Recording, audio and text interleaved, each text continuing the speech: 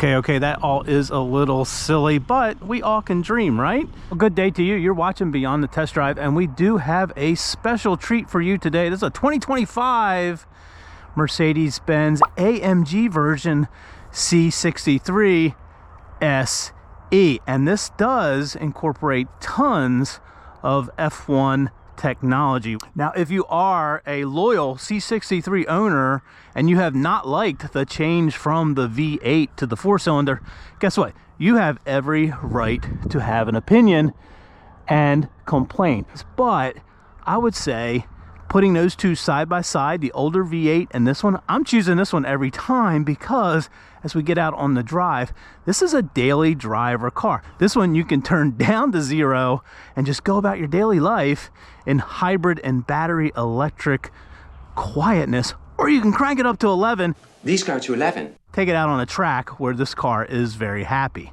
We're gonna put it in Sport Plus.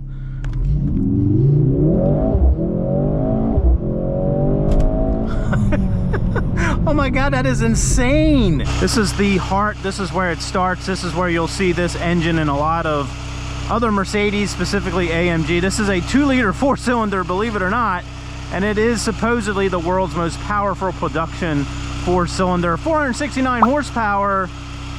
Torque numbers are 400 and some. I'll put those up there also. And the beautiful thing about this 4-cylinder is we have a massive Garrett turbocharger there that is electrified. We have an electric motor on this turbocharger that will spin it up nearly instantaneously and forego all of your turbo lag. After starting with that 2-liter turbo up in the front, you have a drive shaft down the middle connecting it up to these rear wheels. This is a rear wheel drive bias car, but over the rear wheels you have a 6.1 kilowatt hour battery sitting back here, and you have a 200 horsepower electric motor. You also get a 2-speed transmission on the back here, and that battery is intended to be more of a capacitor, rapidly charging and discharging. Again, very Formula One like, to put power into the system and get it all the way up to 671 horsepower. I forget all the numbers. There's so many numbers with this car, and that is the max possible power. Depending on your drive mode, depending on what the car thinks you want to do, it will manage the input and output of that battery. It may give you 60%, 70%, 80%, or full boost to give you that full horsepower out on the track. So it's thinking for you, and it's managing that battery very, very carefully. We do have 4-wheel steering also. These come back 2.5 degrees to help with handling. And the final piece of this thing is that you have a 9-speed dual clutch transmission, which seamlessly, along with all that F1 derived software, just blends it all together. And it really is amazing how all the power comes on between all 4 wheels pretty much seamlessly, regardless of how you're driving. Now, you have tons of radiators and cooling for the engine itself, and the other F1 inspired technology is the cooling of the battery. All the cells are sort of surrounded by a few gallons of coolant, and AMG is very clear about how they keep that battery temperature well maintained so it can rapidly charge and discharge. Now, where the rubber meets the road, we have 20-inch wheels. We have 265 35s on the front. On the back we have 275 35s, so we have a staggered setup there. This does come standard with summer tires. However, I do want to give a big thank you to Mercedes for outfitting this one with these Pirelli P0 winter tires. Even though we haven't had any or a lot of snow, it's been really cold, so this softer compound has been really appreciated. On the front we have these massive drilled rotors, 6-piston calipers. I think these rotors are like 15.4 inches across, and here on the back I think this one's a 14.6-inch rotor, also drilled a single piston caliper All in all, really makes for great braking. We have a very sophisticated multi-link on the front and back, of course. Now this one does have the upgraded sports seats here, and I didn't like them at first because these things will grip and hug you, but man, are they supportive in all the right places. You do have the, again, you got the cool AMG logo there. I like that little touch there. These are ventilated and cooled, which you control on the door here. We also have the incredible sounding Burmeister sound system. We'll demo that out on the drop. I'm not going to deep dive into this infotainment system, but we'll just go through some buttons down here. We do have your home button, which pulls up all of your major areas in the menu. Pretty easy to use. You have navigation here. Your radio is easy to use. We have wireless Apple CarPlay with a car charger, with a wireless charger down in here where those two USB-Cs are. A couple cup holders here, pretty close together. This bin here is pretty deep, decent size glove box, and the door pockets are pretty good size. You have your trunk release there and your trunk release there, fuel release there. All of your climate controls stay up down here, and then you have some, you know, this is okay. Like if I push the AMG button, I'm going to go over to my performance menu. If I hit the car button, I'm going to go back to some of my safety features I can change.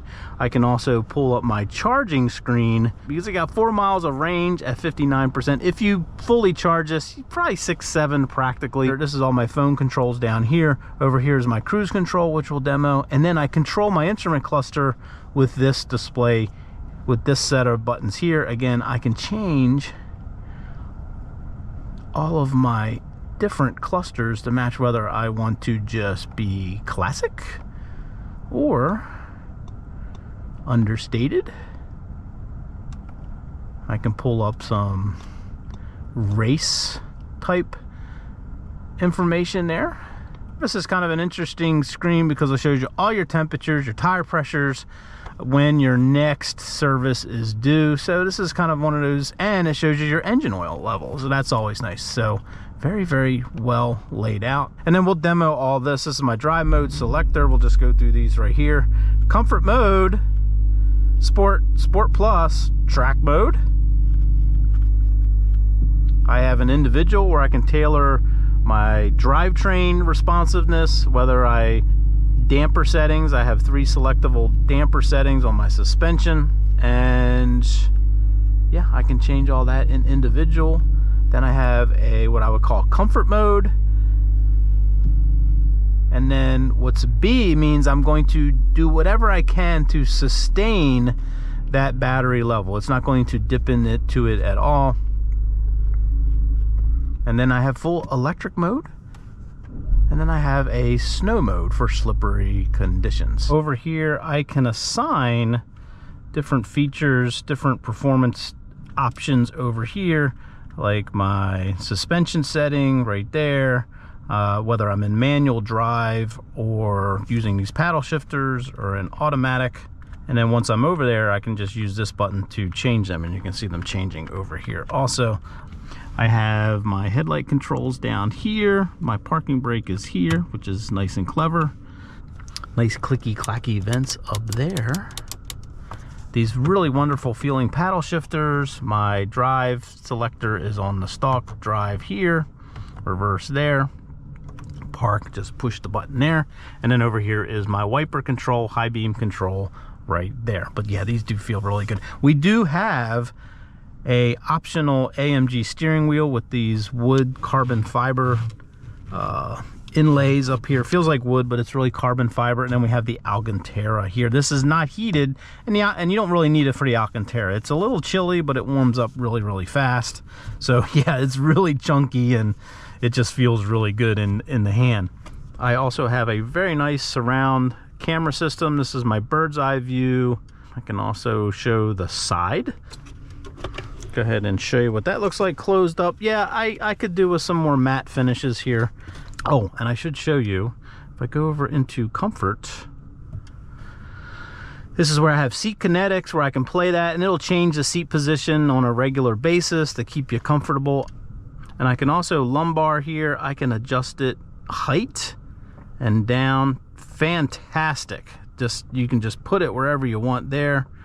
I like it kind of low and pretty strong. And my side bolsters, even though these seats are highly bolstered, I can crank this puppy up to 10 and really grip myself in on these bolsters. So that's kind of nice.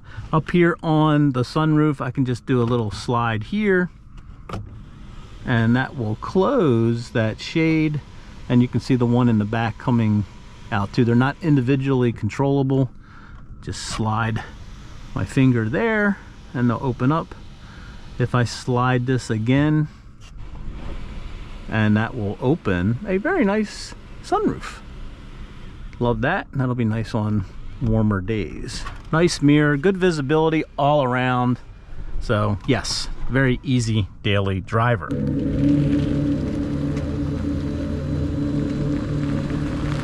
And comfort mode is really the hybrid mode. It's going to try and be on the battery whenever it makes sense. So in this parking lot right here, let me clean off the windshield there. In the parking lot right here, I'm not going to disturb anybody. It's going to be nice and quiet. I can even accelerate. If that power meter goes above, it will turn on the engine. But as long as you're pretty good with the throttle, you can pretty much tool around like this, nice and quiet. Ah, there the motor just came on.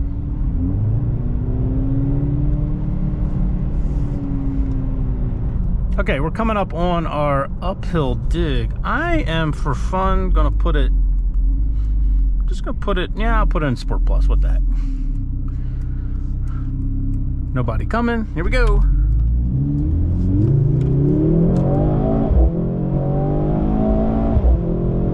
All right, that's ridiculous.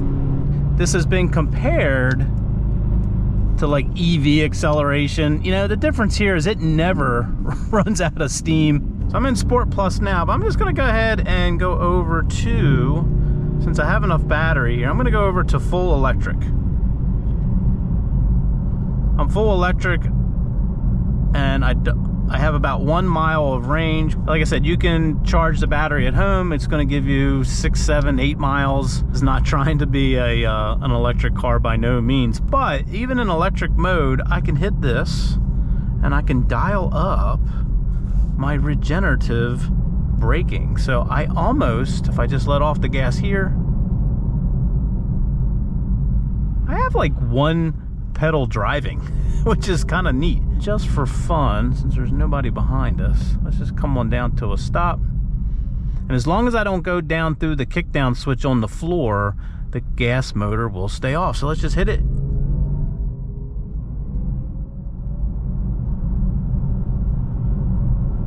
Perfectly fine acceleration for everyday use. Now I have depleted the battery to the point where I cannot go in full electric mode, but I'm back in the comfort mode, which is pretty much the hybrid mode. And when you're in comfort mode, it'll switch back and forth between the electric motor and the gas motor pretty seamlessly, and it will try to get you into battery mode as much as it can.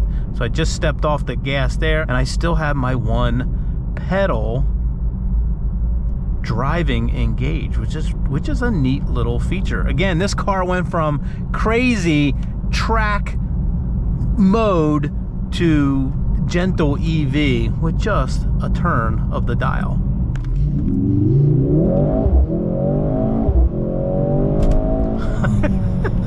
Oh my God, that is insane. That is insane. I don't know what that was. Everybody's measuring right around 3 seconds. I have no reason. I don't know. I'll try to calculate what that was, but all you need to know is it is insane. All right, just staying here in Sport Plus mode. Sport and Sport Plus are going to give you the burbles and the pops.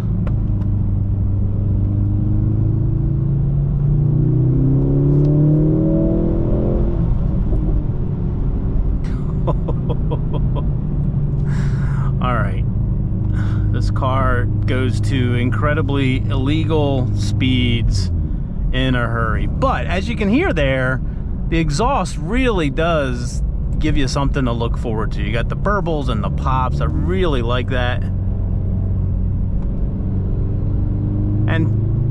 And I think with all the discussion over the drivetrain, what gets completely lost in that discussion is how incredibly well this handles. This is, again, supercar performance, even down to the handling. You're no way you're going to get this to any kind of close to any limits unless you get it out on the track. It is completely flat. There's no body roll.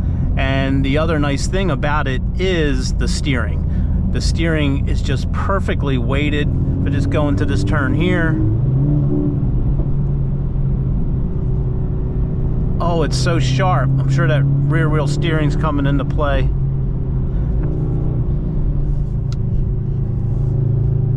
Yep, a little bit of rear wheel steering there. But turn in is so quick and sharp. I mean, this is a crazy turn here, not even braking. Oh yeah, it's a beautiful, beautiful thing. But the weighting of the steering, it doesn't get like heavy. It doesn't get overly boosted when you're in like a parking lot. And it's progressive. It'll weight up as you turn into the turn. So, and out on the highway or even here, it is dead on center. There is there is nothing there. That is, if you move that, you can see it's blazing quick.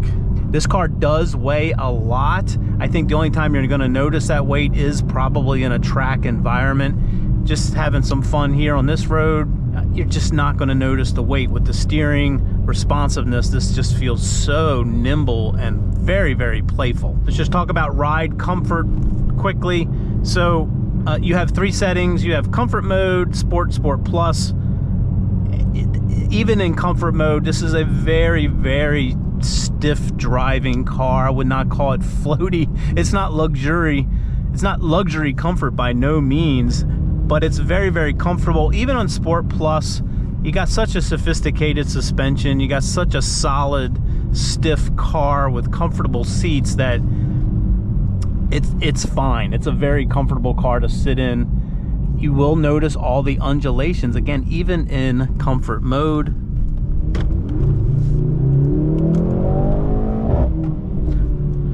Huh, you just want to do that all day long. So let me go ahead and go in manual. You'll see I'm in 4th. I'll downshift there. Pretty quick. Won't let me downshift anymore. I'll redline it. So if I'm really into the throttle, they're pretty instantaneous. They are a joy. Let me downshift here.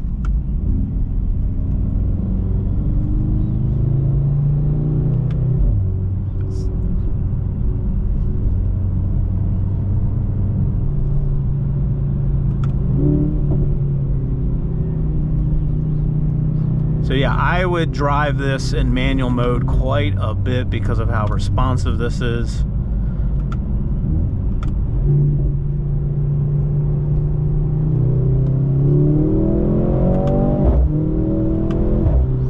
Yeah, that's a lot of fun.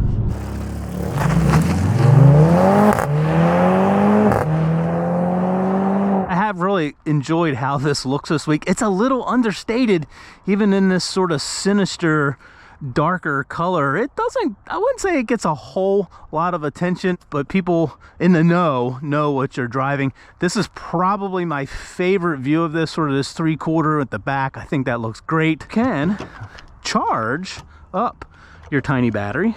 Won't take too long. And your filler cap is over there. It's coming around here to the trunk. Not a big trunk because that battery is sitting right under there, so it's taking up a lot of the depth here. We do have a fix-a-flat kit right there, and we can put the rear seats down with these 2 levers here, so that makes it a little practical. It means business. as far as closing. It doesn't mess around. I do like the sturdy, nice, high quality feeling handles on this. Again, this has a lot of blacked out options on it, but I do like the fact that they left these chrome just hopping into the back seat here. This is where you get some practicality of this sedan. Pretty comfortable back here. Everybody has liked this. You get average room, average headroom. At this price point, these seats are not heated back here. So this week, that would have been nice for some of the folks that got back here.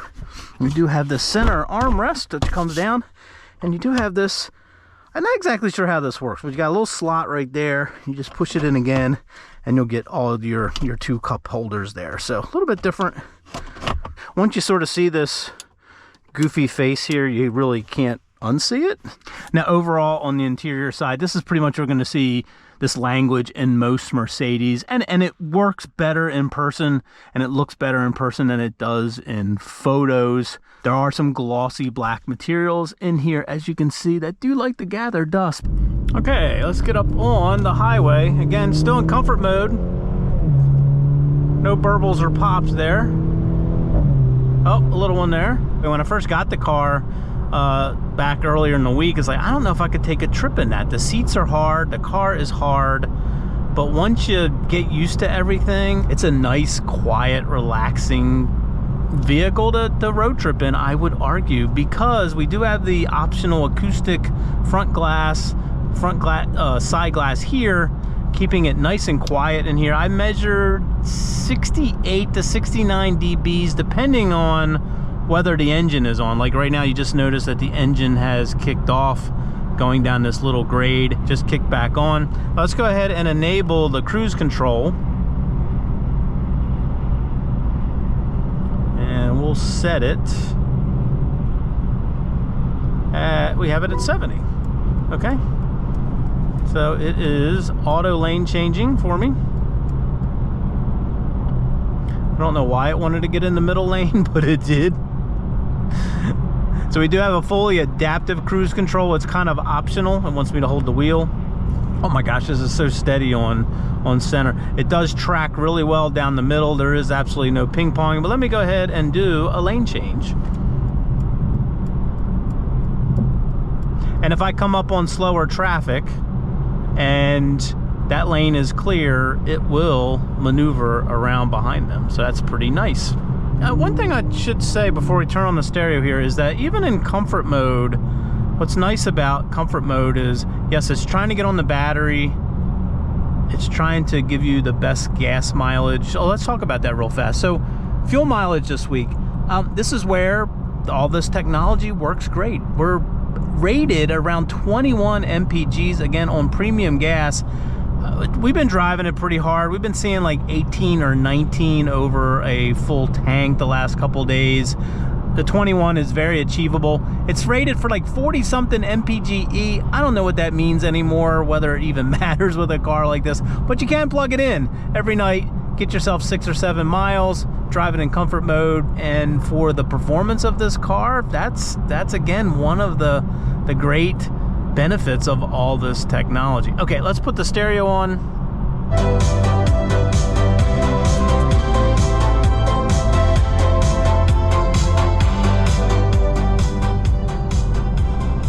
All right, other than there's no volume knob, that system is fantastic. You get what you pay for. This Burmeister system is it's fantastic. That's all I can say. I would say it's not like super bass heavy, but crystal clear. There's a 3-dimensional sound to it. It does turn this into a full sound studio. Again, you get what you pay for. So first of all, the exact reason why folks have been critical of this latest generation C63 is the very reason that I like it. I am a sucker for all of this technology, not because it's just, you know, derived from F1 and it's just some cool things on the front and the back. It's that it all seamlessly comes together as a system. As somebody who likes that kind of technology, I'm really impressed by how the engineers have brought it together to work as a system. Like right there, started off, a little bit of electric boost, went into the gas, seamless. Any dislikes? Well, most of the dislikes have to do with just some trim and option. I'm not sure I would go for these higher end seats. I do like them. I think for daily driving, something a little less constraining may be the way to go. The only other thing is comfort mode. I wish comfort mode was more of a comfort mode, meaning the suspension got a little softer. Even in comfort mode, this is holding gears pretty aggressively. So something that kind of shifts, gets into that higher gear a little bit faster, a little softer. So yeah, a little bit. When comfort mode is not really comfort mode, I'd call it standard mode on this.